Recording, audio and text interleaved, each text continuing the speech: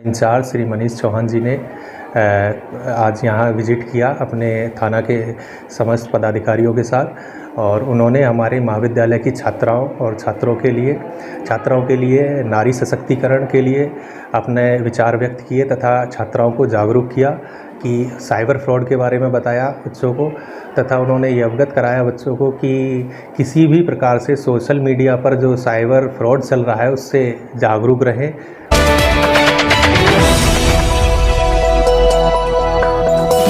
राजनीति से काम तक,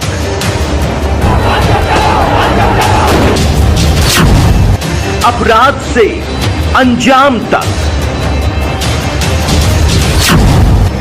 खेत से खलिहान तक, अब हर खबर पर होगी हमारी नजर। पाइए सीधा अपने मोबाइल पर। मैं हूं मौर्य कुमार गौतम, आपका अपना न्यूज रिपोर्टर। देखते रहें गांव शहर की खबर और जुड़े रहें सिटी न्यूज इंडिया 1 के साथ। हमारे चैनल को लाइक करें, शेयर करें और सब्सक्राइब करना ना भूलें। लेकिन मोस्टली आजकल जो साइबर फ्रॉड है, जो रिसेंट डाटा निकल के आता है, अगर हम किसी भी एनालिसिस करें किसी भी ईयर का, तो 70 से 75% जो साइबर फ्रॉड होते हैं वो as a form of money के रूप में होते हैं। यानी एक तरह से पैसों का जो लेन देन और पैसों का फ्रॉड 70 से 75% हमारा वो मनी से ही रिलेटेड होता है। अदर देन दैट अगर हम 25 से 20%, 25 से 30% जो डाटा होता है उसमें हमारी इन्फॉर्मेशन, हमारी वीडियोस, हमारी फ़ोटोज़ या हमारी कोई भी पर्सनल इन्फॉर्मेशन जो हम सोशल मीडिया प्लेटफॉर्म पे शेयर करते हैं उससे रिलेटेड होता है। तो मोस्टली जो अवेयरनेस हम करते हैं लोगों को, तो उन्हें बताते हैं कि अगर किसी भी प्रकार का, किसी भी व्यक्ति का, किसी भी अननोन पर्सन का आप पे किसी सोशल मीडिया प्लेटफॉर्म पे या टेक्स्ट मैसेज पे या व्हाट्सएप पे या फेसबुक हैंडल पे कहीं को भी, या फिर एक्स आजकल यूज़ करते हैं, पहले ट्विटर था अब एक्स हो गया है, कहीं से भी कैसी भी किसी भी प्रकार की कोई लिंक आती है।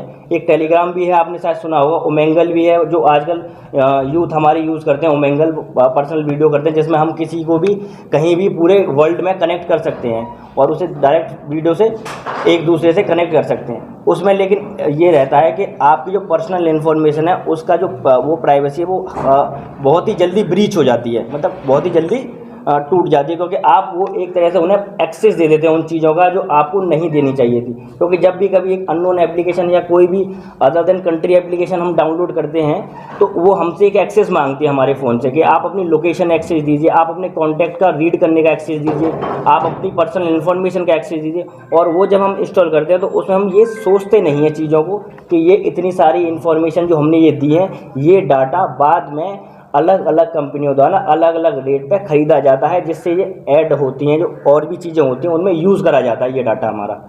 ये एक टेक्निकली टर्म में बताया मैंने आपको एक सिंपल से वे ऑफ फॉर्म में बताता हूँ कि अगर जैसे मेरे पास एक कोई फेसबुक है, मैं एक फेसबुक यूज़ कर रहा हूँ, जब भी कभी भी दिवाली या होली या कोई भी फेस्टिव ऑफर आता है या कभी भी कोई डील आती है तो देखते होंगे आप आपकी फेसबुक पे बिना किसी के ग्रांटेड या परमिशन के वो ऐड आना शुरू हो जाती हैं। वो जो डाटा होता है वो कभी भी कोई जैसे कोई फेस्टिवल आता है उससे पहले उस डाटा को लोग, जो कंपनियां होती हैं, जो फेसबुक मतलब अदर जो शॉपिंग कंपनियां होती हैं जो मे बी रजिस्टर हैं और डी रजिस्टर हैं या जिनकी वैल्यू जो एक तरह से जेन्युइन है और नहीं भी हैं, दोनों कंपनियां आपके इस डाटा को खरीदने का कोशिश करती हैं और जो अच्छी पेमेंट देता है और जो दे पाता है वो उन डाटा को खरीद लेता है। उसके बाद उस डाटा को ये जब बाय कर लेते हैं उसके थ्रू इतने जो अकाउंट है, जैसे 1000 अकाउंट को उन्होंने डाटा को बाय करा तो उनके सबके फेसबुक अकाउंट पे वो एक ही ऐड का पॉपअप जाएगा कि ये ऐसे ऐसे करके ये फेस्टिवल का ऑफ़र चल रहा है। और उस फेस्टिवल ऑफ़र में लिख देते हैं कि जैसे मान लो कभी ड्राई फ्रूट्स का ऑफ़र आ गया कि 1 किलो काजू, 1 किलो ये करके 4 अलग अलग चीज़ें हैं जिनका अगर रियल मार्केट में रेट देखा जाए तो 2500 से 3000 के आसपास आएगा। लेकिन जब कभी आप उस पर देखते हैं, उस पॉपअप पे देखते हैं, उस एडवर्टाइजमेंट पर देखते हैं तो वहाँ पे आपको 699, 799 ऐसे करके वो रेट शो होता है। और एक अमेज़न जैसे कोई साइट वगैरह हो, जैसे हम उस पर क्लिक करते हैं उस पॉपअप पे तो वो एक साइट पे ले जाता है, हमें रीडायरेक्ट कर देता है किसी दूसरी ऑनलाइन पेज पे जहाँ पे फेसबुक का एक्सेस खत्म हो जाता है। मतलब हमने खुद उसे परमिशन दी कि हम इस पेज से अपने दूसरे पेज पर जा सकें और अपनी सिक्योरिटी को खुद ही ब्रीच कर देते हैं, वहाँ पर हम सिक्योरिटी अपनी लूज़ कर देते हैं। उसके बाद क्या होता है कि जब वहाँ आप किसी चीज़ को बाय करते हैं तो उसमें सारी डिटेल्स भर देते हैं अपनी, कि अपना नाम, अपना मोबाइल नंबर, आपकी सारी डिटेल, आपका हाउस नंबर, कहाँ डिलीवरी करनी है, एड्रेस पूरा आप भर देते हैं। वो एड्रेस जो होता है वो सारा लेने के बाद आप पेमेंट ऑप्शन पे पहुंच जाते हैं, वहाँ आप पेमेंट भी कर देते हैं। उसके बाद वो एक आपको लिंक भी भेज देता है, एक टेक्स्ट मैसेज भी कर देते हैं कि ऐसे ऐसे करके इस डेट को आपकी डिलीवरी हो जाएगी सर, और ये आपका इतने तारीख को आपका पार्सल पहुँच जाएगा। लेकिन क्या होता है कि वो जो ऑफ़र पीरियड रहता है वो 4 से 5 दिन तक लोग उस पर कंटिन्यू बाय करते रहते हैं और 5-7 दिन बाद जब लगता है कि किसी का कंप्लेन क्वारी आना शुरू हो जाती है उस पर कि सर हमारा अभी तक प्रोडक्ट आया नहीं, अभी तक हमें डिलीवर नहीं हुआ, वो उस साइट को या उस वेबसाइट जो उन्होंने क्रिएट करी थी उस पर्पज़ से उसे ब्लॉक कर देते हैं, उसे ख़त्म कर देते हैं। उसका फिर कोई भी वजूद या अस्तित्व तो नहीं रह जाता, फिर हम उसे बस एक ट्रेस कर पाएंगे, लेकिन उसमें भी बड़ा समय लगता है।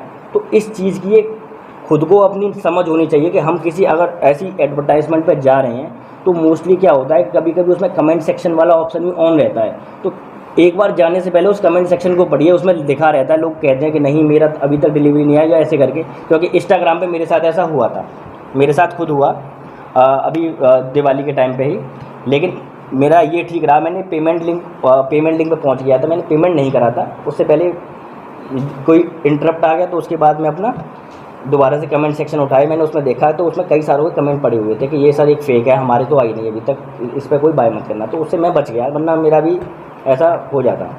और जैसे कभी होता है ऐसे, तो अब आपको कोई भी चीज़ समझ में नहीं आ रही, अगर ऐसा हो भी गया, मान लो आपने परचेस कर भी लिया उससे, और फिर आपको परचेस करने के बाद फिर पता लगी कि चीज़ें कि ये तो वो साइट थी नहीं जो ऑफिशियल साइट होनी चाहिए थी, तो उसके बाद सबसे पहला स्टेप अगर आपका कोई रहना चाहिए तो आप 1930 जो साइबर का एक नंबर है, जो हेल्पलाइन नंबर है, जो फ्री ऑफ कॉस्ट, मतलब वो है, कोई दिक्कत नहीं, किसी भी नंबर से कहीं को भी आप कनेक्ट कर सकते हैं। सबसे पहले फर्स्ट स्टेप आपका यही होना चाहिए। अगर लग रहा है कि नहीं वो कनेक्ट नहीं हो पा रहा, इन इमरजेंसी केसेस अगर वो कनेक्ट नहीं हो पा रहा है, तो एक साइबर की एक वेबसाइट है www.cybercrime.gov.in। खैर ये तो वेबसाइट है, आप उस पर भी अपनी कंप्लेन रेज़ कर सकते हैं वहाँ जाके। वो भी नहीं हो पा रहा, मान लो आप नहीं उतने टेक्निकल हैं, मान लो हो गया आपका नहीं समझ में आ रही चीज़ें, तो सबसे पहले आप हमारे थाने आइए और हमें बताइए ये चीज़ें।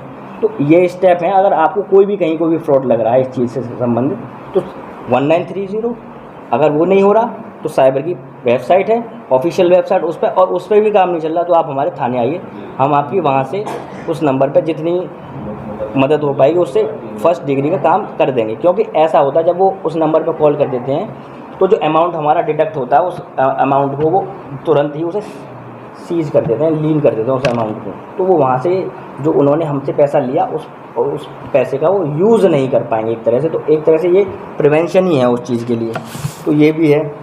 और बाकी मुझे लग रहा है ऑनलाइन प्लेटफॉर्म सारे यूज़ करते होंगे यहाँ पे, तो जैसे व्हाट्सएप हो गया, जीमेल हो गया, फेसबुक हो गया। आपको 2 स्टेप वेरिफिकेशन के बारे में पता है किसी को यहाँ पे? 2 स्टेप वेरिफिकेशन के बारे में पीछे कोई किसी को भी जानकारी हो, कोई भी? हाँ, क्या होती है?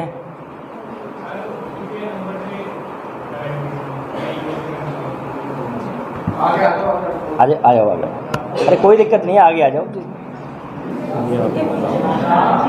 चलो कोई बात नहीं, देखो मैं बता देता हूँ 2 स्टेप वेरिफिकेशन का। जैसे क्या होता है, बताओ। अच्छा यार, इसे जानकारी है, देखो तुम सब में किसी को इतनी हिम्मत नहीं हुई कि यहाँ आके ये बोल भाई, मान लो जानकारी भी हो आपको, तो एक तरह से ये कॉन्फिडेंस कह लो या अपना एक पर्सनल ओपिनियन कह लो किसी को कि यहाँ आके एक बोल पा रहा है तुम में से, बीच में से निकल के, तो इसमें वो भी एक बड़ी बात है। भले ही जितनी जानकारी हो, कम हो ज़्यादा हो, उससे कोई मतलब नहीं पड़ता। ये यहाँ तक उठ के आया बोलने के लिए, ये भी बड़ी बात है। बताओ, कुछ भी बताओ जो तुम्हें पता है, जितना तुम्हें जानकारी है। सर 2 स्टेप वेरिफिकेशन में कोई OTP ये नहीं चलता, जिस चल रहा है। हाँ सर, 2 स्टेप वेरिफिकेशन आपके नंबर पे किसी OTP वगैरह से हो सकता है, ईमेल से लॉगिन हो सकता है, या कोई कॉल आती है उसकी वजह से भी हो सकता है। जैसे आप उसमें 2 स्टेप वेरिफिकेशन में ऑप्शन होता है कि आप OTP से करो या नंबर से करो, तो आपके फ़ोन पे एक मिस कॉल आती है, उससे वेरिफिकेशन हो जाता है वो किसी भी चीज़ का। हाँ, ये कहीं हद तक पूरी तरीके से ठीक है, बहुत बढ़िया। आप कुछ बैठो। Thank you sir. ये पूरी तरीके से मतलब कई हद तक सही है कि 2 स्टेप वेरिफिकेशन में एक तरह से OTP हमारा OTP से हम वेरिफिकेशन करते हैं। ऐसा जैसे मैं व्हाट्सअप यूज़ करता हूँ किसी का, अब मैंने व्हाट्सअप यूज़ किया, मैं फिंगरप्रिंट लगाया अपना और अपना व्हाट्सअप ऑन कर दिया मैंने, लेकिन उसके बाद क्या होता है कि कहीं और किसी डिवाइस में किसी ने मेरा अगर व्हाट्सएप या लॉगिन या जीमेल कहीं भी लॉगिन करा, तो वो मुझसे परमिशन मांगेगा यहाँ मेरे फ़ोन पे, जिसमें मेरा अभी करंट डिवाइस में मेरा व्हाट्सएप या जीमेल या इंस्टाग्राम कोई भी एप्लीकेशन लॉगिन है, तो मुझसे मेरे इस डिवाइस से परमिशन मांगेगा कि sir this device will login in this computer. तो वो करके मैं जब यहाँ से एक्सेस दूंगा उसे, तभी वो मेरी जो फेसबुक है या व्हाट्सएप या किसी भी प्लेटफॉर्म को, तब वो जाके एक्सेस कर पाएगा। यानी अगर मान लो किसी को आपकी डिटेल्स पता लग गई, आपका पासवर्ड भी पता लग गया, आपकी आईडी भी पता लग गई, और आईडी पता लगने के बाद उन्होंने अपनी डिवाइस में लॉगिन करा, तो क्या होगा, लॉगिन हो जाना चाहिए, कायदे में तो लॉगिन हो जाना चाहिए। लेकिन उसके लिए ही ये 2 स्टेप वेरिफिकेशन बनाई गई है कि अगर वो लॉगिन किसी दूसरी डिवाइस में करेगा तो जो आपकी प्रीवियस डिवाइस में जो ऑन था, जो आप जनरली यूज़ कर रहे थे, उससे वो एक बार परमिशन मांगेगा कि उस डिवाइस में हम लॉगिन करें या उसे ना करें, वो हमारे ऊपर रहेगा। अगर हमारी जानकारी में है तो येस, नहीं है तो नो। तो उससे हम एक तरह से अपनी डाटा को सिक्योर कर सकते हैं, अपनी पर्सनल इनको बताना है कि डिजिटल अरेस्ट क्या है। डिजिटल अरेस्ट में सबसे पहले आपके पास एक कॉल आएगी अननोन नंबर से, वो आपको बताएंगे मैं पुलिस वाला बोल रहा हूँ, एसीपी फलाने सिंह बोल रहा हूँ, यहाँ से बोल रहा हूँ। आप कहेंगे ठीक है सर बताइए क्या बात हो गई। वो कहेंगे आपका भाई या आपका बेटा ये मैंने अरेस्ट किया हुआ है, ये यहाँ पे कुछ लड़कियों के साथ पकड़ा गया है, जिसको हमने अरेस्ट किया है, अवैध काम कर रहा था। या ये कहेंगे कि इसके पास से हमने 100 ग्राम या 1 किलो या 2 किलो स्मैक या गांजा पकड़ा है। जब वो इस बात को कहेंगे तो पेरेंट्स क्या करते हैं, उस समय एकदम डर जाते हैं बच्चे का नाम सुन के कि बच्चा हमारा यहाँ अरेस्ट हो गया। जब वो अरेस्ट की खबर सुनते हैं तो एकदम डर जाते हैं। उसके बाद कहते हैं कि नहीं, बच्चा तो हमारा ट्यूशन गया था पढ़ने के लिए, वो वहाँ अरेस्ट कैसे हो गया। तो वो क्या कहते हैं, एक अननोन नंबर से, आजकल जो AI चल रहा है, इसकी वजह से एक कॉल उसी नंबर पे बात कराते हैं एक बंदे से। बस वो इतना कहता है, पापा मुझे छुड़ा लो, मम्मी मुझे छुड़ा लो। जब वो इतनी बात बताता है तो माँ बाप और ज़्यादा डर जाते हैं। वो नहीं समझ पाते उस दौरान इतनी शॉर्ट बात में कि वो मेरा बेटा ही था कि कोई और था। वो सिर्फ यही जानते हैं कि वो मेरा बेटा ही था या भाई था, जो भी था। जब इतनी बात होती है तो वो अपनी बातों में इतना सम्मोहक दे देते हैं, इतना बात कर लेते हैं कि वो फ़ोन रख ही नहीं पाते नीचे, ना किसी को इन्फॉर्म कर पाते, अड़ोसी पड़ोसी पुलिस को इन्फॉर्म करने का मौका नहीं देते हैं वो लोग। आपका फ़ोन आपके कान पे लगा रहेगा, वो कहेंगे कि आपको अपना बेटा छुड़वाना है तो आप इतना पैसा ट्रांसफ़र कर दीजिए, हम यहीं पे ले दे के रफा दफा कर देंगे केस को।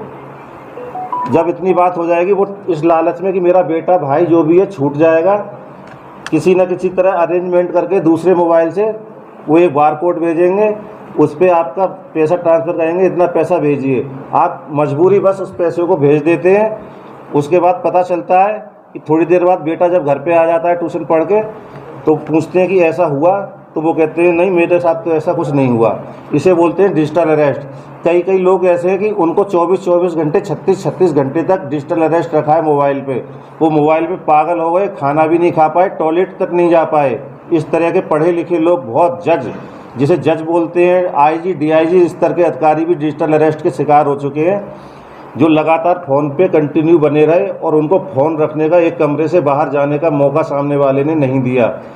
मजबूरी वो लाख 2 लाख नहीं, कई करोड़ रुपए तक दे चुके हैं इसमें डिजिटल अरेस्टिंग में। तो आपको डिजिटल अरेस्टिंग में बचने के लिए सबसे सरल उपाय यही है, कभी भी इस तरह की आपके पास कॉल आती है तो सबसे पहले जो आपके भाई या बेटा या अड़ोसी पड़ोसी के पास नंबर है जो उसके साथ गया है, तो उससे उस कॉल को सुनने के बाद हर हालत में वेरीफाई ज़रूर करें कि ये कॉल सही है या गलत है।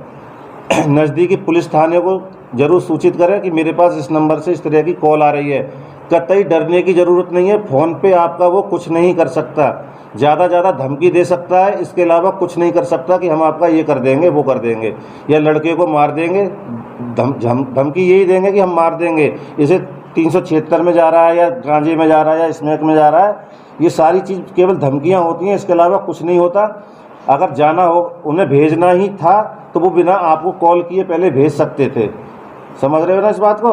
उन्हें भेजना था तो वो आपको कॉल किए बिना भेज सकते थे। वो सिर्फ कॉल इसलिए कर रहे हैं कि आपसे पैसे निकाल सकें।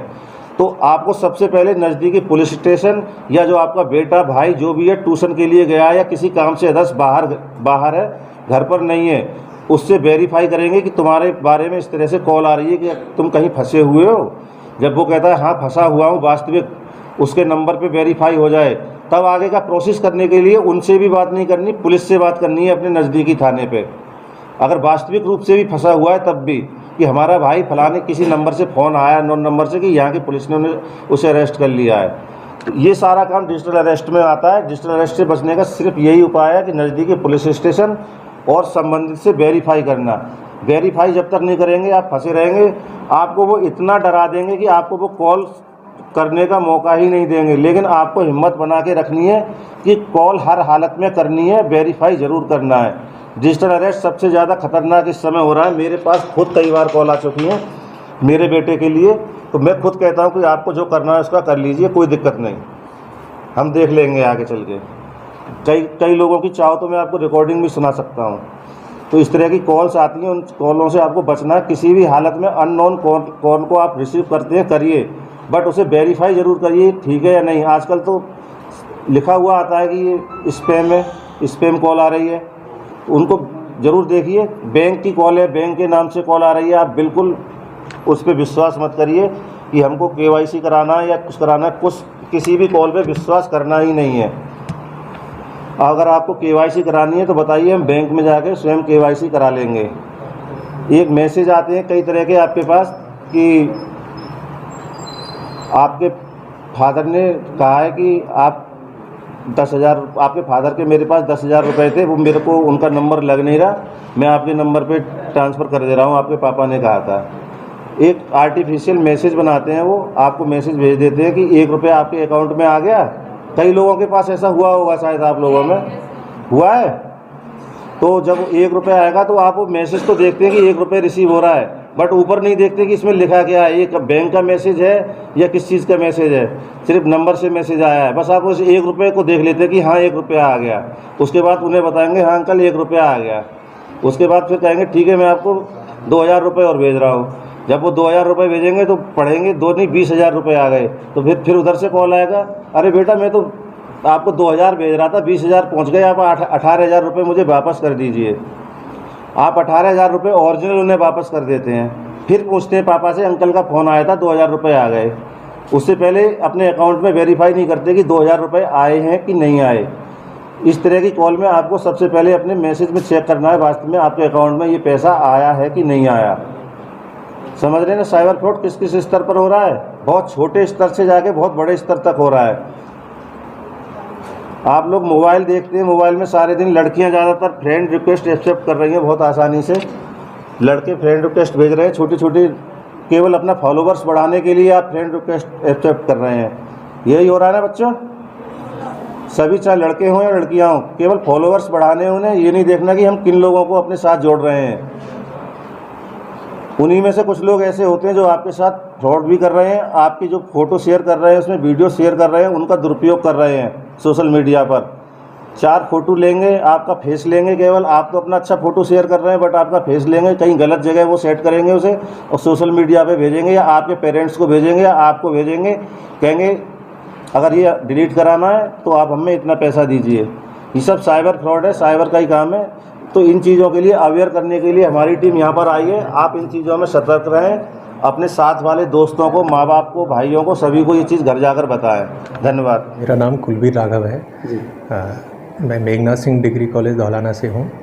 आज हमारे महाविद्यालय में धौलाना थाना इंचार्ज श्री मनीष चौहान जी ने आज यहाँ विज़िट किया अपने थाना के समस्त पदाधिकारियों के साथ, और उन्होंने हमारे महाविद्यालय की छात्राओं और छात्रों के लिए नारी सशक्तिकरण के लिए अपने विचार व्यक्त किए तथा छात्राओं को जागरूक किया कि साइबर फ्रॉड के बारे में बताया बच्चों को, तथा उन्होंने ये अवगत कराया बच्चों को कि किसी भी प्रकार से सोशल मीडिया पर जो साइबर फ्रॉड चल रहा है उससे जागरूक रहें, उसके बारे में बताया, तथा महिला सशक्तिकरण के बारे में बताया।